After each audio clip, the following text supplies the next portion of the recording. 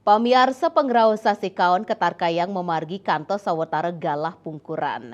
Ini penyeberangan fastboat ring dermaga rakyat di Sepadang Bayi, Kecamatan Manggis, Kabupaten Karangasem, nuju Gili, Terawangan, Nusa Tenggara Barat, utawi NTB talar keni wesana nyani.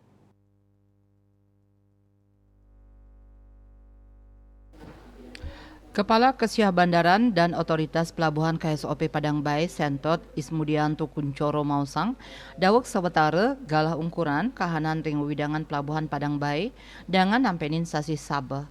Kawawain sangkaning pengeraus sasi kaun inucap penyeberangan kalah mangkin ngangge sistem pola buka tutup anutin panglimbak sasi ring lapangan.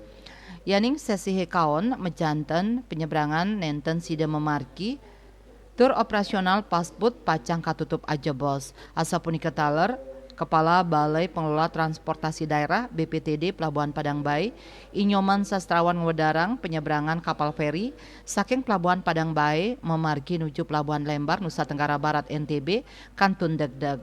Nanging kahanan sasi Sabah ring galah ukuran durung mawasana ring panglimbakan penyeberangan antuk ngangge feri. Eka Parananda Bali Pos Nguningaya.